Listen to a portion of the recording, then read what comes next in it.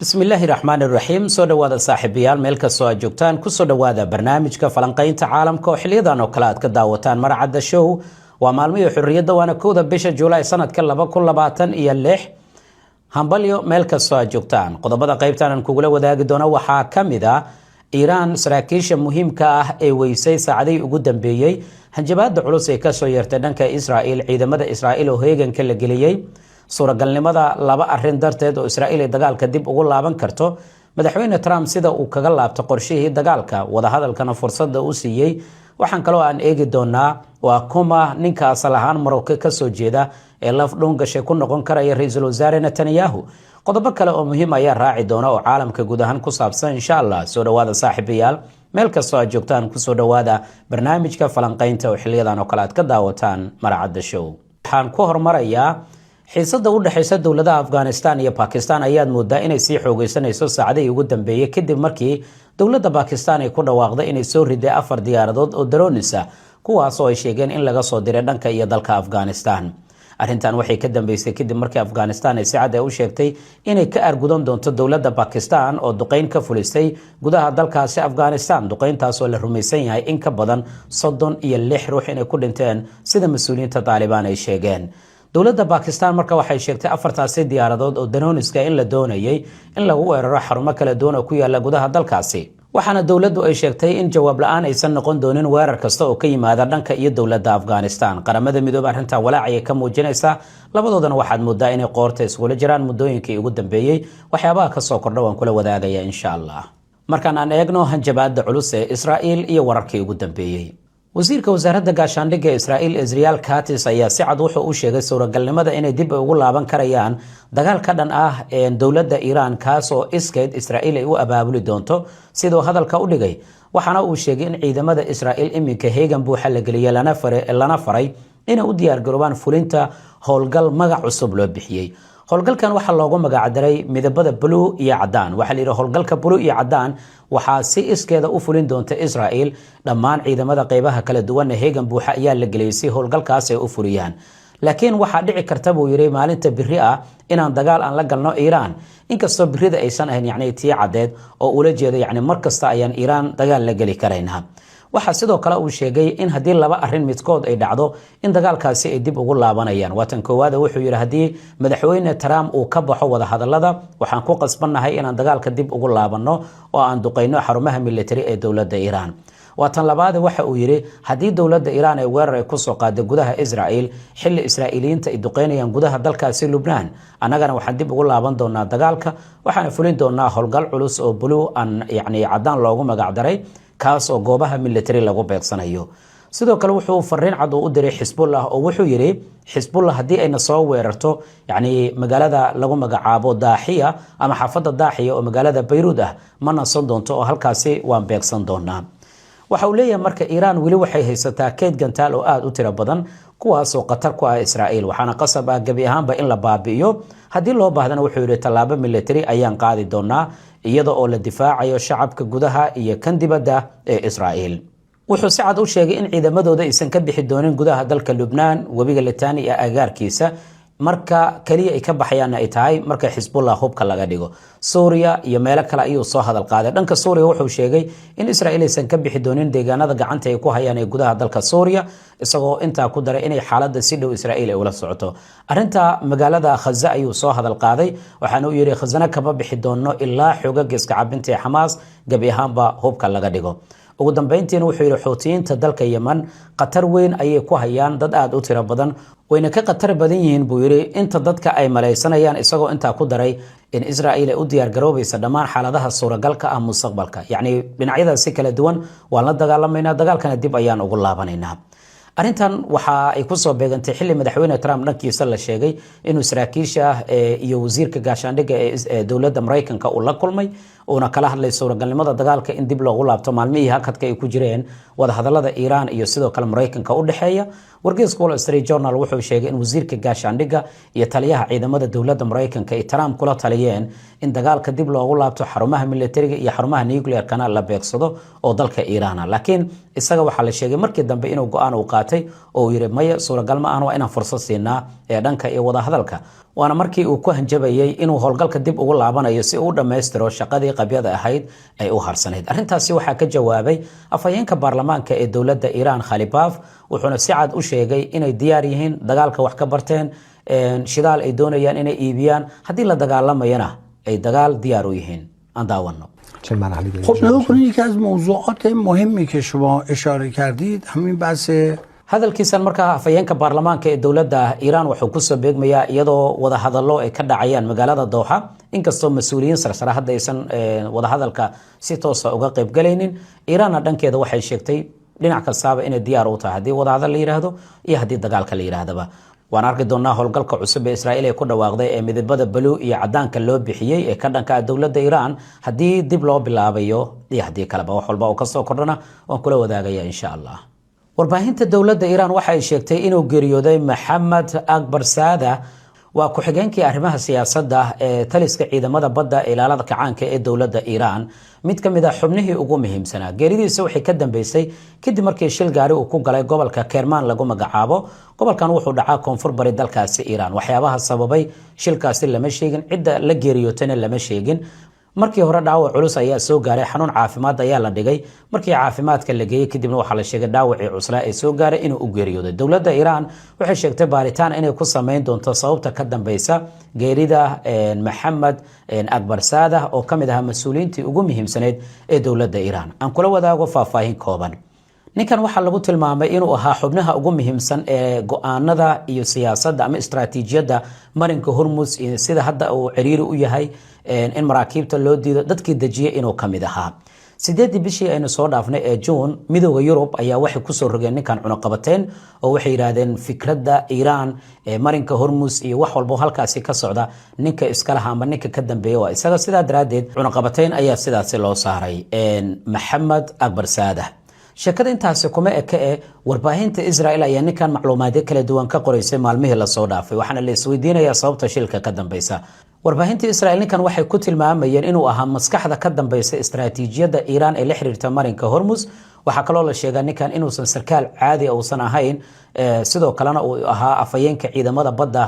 ilaalada kacaanka ee dowladda Iran, waana ninka naqdin jiray hadallada adag warbaahinta la wadaagi jiray markasta oo Mareykanka iyo xubnaha kale ay ugu yaraan ku hanjabaan inay si awood ay ku furi doonaan marinka Hormuz. haddii macluumaadyo kale aan kula wadaago, ninkan xilal kale ma uusan soo qaban, inta badanna ma uusan ahayn nin aad u muuqda, inkastoo afhayeen uu ahaa. sidoo kale waxaa lagu tilmaamaa inuu ka mid ahaa xubnaha ugu muhiimsan ee dhanka ciidamada badda iyo siyaasadda iyo dejinta istaraatiijiyadda ciidanka badda ee dowladda Iran. waxaa la sheegaa inuu ahaa dadkii ka shaqeeyay miinooyinka aasitaankooda, diyaarinta doomaha aadka u dheereeya isqarxin karaya, diyaaradaha droniska iyo wax walba oo arrimahaasi la xiriira. Iran isaga keligii ma aysan waayin. sidoo kale maalintii shalay waxaa la baahiyay dowladda Iran in laba sargaal oo kamid ahaa ciidamada ilaalada kacaanka ee dowladda laga dilay, laba kalena la dhaawacay. laakiin sheekada cajiibka waxay tahay labada la dilay iyo labada la dhaawacayba oo saraakiisha ugu muhiimsan ee ciidamada ilaalada kacaanka ka tirsanaa waxa ay waxyeeladaasi la kulmeen kadib markii la weeraray guryahooda. daaqadaha guryahooda ayaana rasaas looga furay xilli ay ku sugnaayeen magaalada Baveh lagu magacaabo. magaaladan waxay ka tirsan tahay gobolka Kermanshah oo dhaca galbeedka dalka Iran. galbeedka dalka Iran marka kooxo hubeysan ayaa aad ugu badan oo dowladda Iran ka soo horjeeda. dowladda dhankeeda waxay sheegtay inay soo qabatay shakhsiyaad la tuhunsan yahay inay weeraradaasi ka dambeeyeen, waxaana yiraahdeen kooxihii hubeysnaa ay halkaasi ku sugnaa waan ka adkaanay. Iran marka mas'uuliyiin muhiim ah ayay weysay saacadihii ugu dambeeyay, iyada oo dowladdu dhinaca kale ay sheegtay baaritaano inay sameyn doonaan, ayna doonayaan inay ka adkaadaan kooxaha xuduudaheeda ka soo gudbaya, kuwaas oo howlgallo ka fulinaya gudaha dalka Iran, qaarkoodna ah Iraniyiin iyo kuwa wadamo kale u dhashay, kuwaasoo dhaqaale la siinaya. inta badanna waxay ku eedeynayaan inay taageero ka helayaan dowladaha reer galbeedka. waan arki doonaa qodobkaasi waxyaabaha ka soo kordha iyo sida ay dowladda Iran ay kaga jawaabto weeraradii ugu dambeeyay iyo faahfaahin kasta oo ka soo baxda Mohammed Akbar Saada oo muhiim u ahaa dhanka dowladda Iran. like muuqaalka la wadaag saaxiibadaada, waad mahadsan tahay. Gadi Eisenkot oo ah mid ka mid ah taliyaashii ugu muhiimsanaa ee ciidamada Israa'iil intii u dhaxaysay 2015-2019 ayaa si weyn waxa lagu waramayaa inuu taageero u kasbanayo. taageeradiisa waxay ku saleysan tahay sumcadiisa intii uu ahaa taliyaha ciidanka, khibradda uu leeyahay iyo ka fogaanshihiisa khilaafaadkii iyo loolankii xisbiyada ee gudaha Israa'iil. asal ahaan ninkan waxaa la sheegay inay iska dhaleen qoys Moroccan ah oo Yahuud ah kuwaas oo la sheegay inay u haajireen deegaanada Israa'iil. falanqeeyaasha siyaasadda Israa'iil waxay aaminsan yihiin awoodda Eisenkot inay tahay mid ka mid ah kuwa ugu muhiimsan ee si buuxda uga duwan Netanyahu, halka Netanyahu muddo 10 sano u dhisay awoodiisa dhanka siyaasadda. hadallada sida taxadar kale loo diyaariyo iyo hoggaanka soo jiidashada siyaasadeed leh, ninkan ayaa caan ku ahaa deganaanshihiisa iyo sidoo kale in uusan inta badan adeegsan hadallo buunbuunin ah. waxa uu ku koray deegaanada ka baxsan xarumaha awoodda siyaasadeed ee Israa'iil, halka Netanyahu ka soo jeedo qoys iyo deegaan si dhow loola xiriiriyo madaxda siyaasadda ee Israa'iil. asalka qoyskiisa ee Morocco ayaa sidoo kale u horseeday taageero ka timaada qayb weyn oo bulshada Israa'iil ka mid ah, gaar ahaan dadka ka soo jeeda bariga dhexe iyo sidoo kale waqooyiga Afrika iyo kuwa ku nool magaalooyinka ka fogfog xarumaha waaweyn, kuwaas oo muddo dheer dareemay in laga takooray nidaamka siyaasadda. inkastoo Eisenkot uu helayo taageero sii kordhaysa, haddana wadada uu ku gaari karayo hoggaanka waxaa lagu tilmaamaa weli inay tahay mid adag. 4 bil kadib doorashadii ugu dambeysay, weli ma uusan xaqiijin guul siyaasadeed, maadaama uu wajahayo Netanyahu oo lagu tilmaamo mid ka mid ah siyaasiyiinta ugu xeeldheer siyaasadda Israa'iil marka ay timaado ololaha doorashada iyo saameynta ra'yiga dadweynaha. Netanyahu ayaa waxaa la sheegay inuu si weyn u fahamsan yahay khatarta Eisenkot uu ku hayo mustaqbalkiisa siyaasadeed. la taliya ku dhow Netanyahu ayaa shaaciyay in xisbiga Likud Party lagu magacaabo inuu diyaarinayo ololo warbaahineed oo xoogan oo ninkani ka dhan ah, taas oo ay ku jiraan 400 oo muuqaal oo si tartiib loo baahin doono, kuwaas oo ujeedadu ay tahay in lagu dhaawaco sumcadiisa laguna yareeyo taageeradiisa sii kordhaysa. wuxuu wajahayaa Eisenkot 2 caqabad oo waaweyn: inuu caddeeyo inuu leeyahay karti siyaasadeed kadib sanado badan oo uu soo shaqaynaya dhanka ciidanka, iyo in uu iska caabiyo ololaha warbaahineed ee adag ee dhanka Netanyahu kaga imaan karaya. si kastaba ahaatee, waxyaabaha rajada gelinaya waxaa qayb ka ah in qayb ka mid ah codbixiyaasha Israa'iil ay u muuqdaan kuwa ka daalay khilaafaadka siyaasadeed ee soo jiitamaya sanado badan, isla markaana ay doonayaan hoggaan cusub oo isku dara khibrad ciidan iyo hab hogaamineed oo fudud. sahanadii ugu dambeeyay ee ra'yiga dadweynaha ayaa muujinaya ninkan in uu soo jiidanayo codbixiyaal kala duwan oo dhinacyada siyaasadda kala duwan ah, oo ay ku jiraan qaar ka mid ah taageerayaashii dhaqanka u ahaa Netanyahu, kuwaas oo bilaabay inay lumiyaan kalsoonida ay ku qabaan hoggaankiisa kadib sanado badan oo xilka uu hayay. bilaha soo socda ayaa la arki doonaa Eisenkot oo ah wiil ay dhaleen muhaajiriin Yahuud ah, asal ahaan Moroccan ka soo jeeda, inuu awoodo inuu soo afjaro muddada dheer ama muddada xilhaynta dheer ee ra'iisul wasaare Netanyahu uu Israa'iil hogaaminayay. mise khibradda dheer ee Netanyahu ayaa waxay sababi doontaa in uu sii hayo xilkaasi oo uu sii joogo gudaha Israa'iil. dhinaca kalena, Israa'iil weli waxay ku adkaysanaysaa inay sii joogi doonto oo ciidamadeeda aysan ka soo bixi doonin gudaha dalka Lubnaan, waxaana lagu warramayaa in la qaadacay qorshe la doonayo in ciidamada la soo saaro. xalay ayaa la sheegay in warbaahintu ay baahisay macluumaadkaasi. wararka kale haddii aan eegno, madaxweynaha dowladda Mareykanka dhankiisa ama dowladda Mareykanka waxay u muuqanaysaa in dhanka Xisbullah aysan doonaynin waqti xaadirkan in hubka dhigisteeda lagu degdego, iyadoo caqabado badan ay jiraan, suuragalna ay tahay in dagaalka dib loogu laabto maadaama xisbiga ay arrimahaasi ka soo horjeedaan. ugu dambeyntii, baaritaano iyo cilmi baaris la sameeyay ayaa muujinaya in cabidda sigaarka iyo qiiqa tirada badan uu sababo waxay la soo gaartaa indhaha, sidoo kalena laga yaabo xitaa in camool lagu noqdo ama indho la'aan lagu noqdo iyo cudurro kale. haddii aad taqaanid qof arrimahaasi aad ugu xeeldheereeya oo sigaarka caba, fadlan ku wargeli caqabadahan iyo daraasadaha cusub ee la sameeyey si uu ugu yaraan uga waantoobo. alla ayaa naga reebi karaya waxyaabaha xunxun, ilaahay dhammaanteen ha naga reebo. guud ahaan falanqayntii qaybtan waa naga intaa, mid lamid intaan ku kulmi doono. nabadgelyo. gobolka galbeedka badweynta Basifiga wuxuu martigeliyay dhoolatus ciidan oo muhiim ah kadib markii Shiinaha iyo Ruushka ay fuliyeen howlgal dhanka cirka ah oo istiraatiiji ah, sidoo kalena wadajir ay kaga qayb galeen ciidamadooda. taas waxay ka bilaabatay badda dalka Japan, waxaana la gaaray ilaa dhanka bari ee xeebaha dalka Shiinaha. dowladda Shiinaha waxay sheegtay in ujeedada ka dambaysa dhoolatuskaasi inay tahay awoodda labada dal ee ilaalinta amniga iyo xasiloonida gobolka. si kastaba, xilliga la qabtay dhoolatuskan wuxuu ku soo beegmay iyadoo xiisadaha caalamka ay sii kordhayaan, taasoo sababtay in loo arko fariin istiraatiiji ah oo macno siyaasadeed iyo mid militari xambaarsan dhoolatuska militari ay sameeyeen labadaani dowladood. howlgalka waxaa lafdhabar u ahaa diyaaradaha bambooyinka istiraatiijiga ee dalkaasi Ruushka ee Tu-95MS iyo kuwa dowladda Shiinaha ee H-6K la yiraahdo, halka ay ilaalinayeen diyaaradaha dagaalka ee J-16 ee dalka Shiinaha iyo kuwa Ruushka ee Su-35. sidoo kalena waxaa ka qayb galay diyaaradaha kormeerka dhanka badda ee dowladda ruushka Tu-142 taasoo kordhisay awoodda dhanka sirdoonka iyo dabagalka howlgalka. muuqaalo lagu baahiyey warbaahinta dalka Shiinaha ayaa muujinaya in howlgalka ay ka qayb galeen diyaaradaha dagaalka ee J-10C iyo Su-MK, diyaaradaha digniinta hore bixiya iyo diyaaradaha shidaalka hawada ku siiya diyaaradaha kale, taasoo muujinaysa in howlgalku uusan ka koobnayn oo keliya duulimaad iyo dhoolatus military oo ay sameeyeen diyaaradahani culus, balse uu tilmaamayo dhoolatuska inay ka qayb galeen awoodaha kala duwan ee ciidamada qalabka sida ee labada dowladood. Japan waxay sheegtay in Ruushka iyo Shiinaha ay soo mareen marina u dhow deegaanka lagu magacaabo Miyako, isla markaana ay gaareen deegaano kale oo u dhow xadka dalkaasi Japan,